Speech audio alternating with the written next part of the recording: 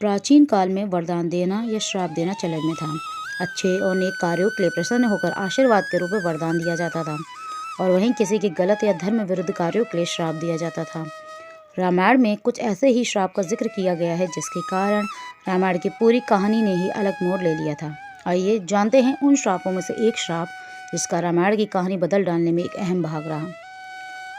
रामायण कथा के अनुसार श्री राम के पिता राजा दशरथ को शब्द वेदी बाण विद्या का ज्ञान था। इस कला में बिना देखे सिर्फ आवाज़ सुनकर लक्ष्य को भेदा जा सकता है। इस कला में राजा दशरथ बहुत निपुण थे और वो इस विद्या का प्रयोग जंगल में जंगली जानवरों के शिकार के लिए किया करते थे। एक बार राजा दशरथ जंगल में शिकार के लिए गए, तभी उन्होंने नदी में किसी जानवर के पानी पीने की आवाज़ सुनी। तब राजा दशरथ ने आवाज़ की दिशा में ही बाण चला दिया।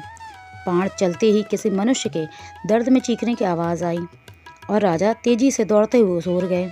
पास में जाकर उन्होंने एक घायल युवक को बाण लगने के कारण खुद से लपट देखा।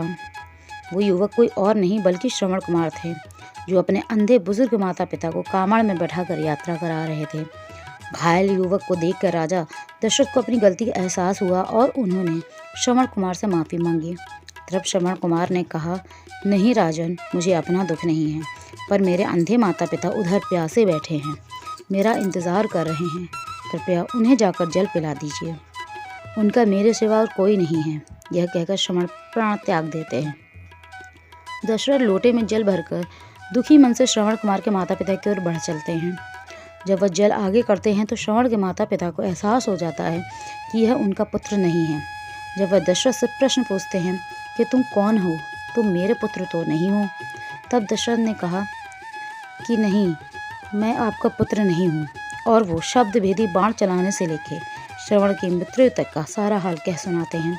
यह सुनते ही श्रवण के अंधे माता पिता ने विलाप करते हुए राजा दशरथ से कहा कि मैं तुम्हें श्राप देता हूँ, जिस तरह से हम पुत्र वियोग में तड़प तड़प कर प्राण दे रहे हैं, उसी प्रकार तुम भी एक दिन पुत्र वियोग में ही तड़प कर प्राण दोगे। माना जाता है कि इसी श्राप के कारण ही जब राम, लक्ष्मण और सीता सहित वनवास को गए थे, तब दशरथ ने पुत्र वियोग में अपने प्राण त्याग दिए थे। अगर आप भी प्रभु श्री राम के भक्त हैं तो कमेंट में जय श्री राम लिखना ना भूलें।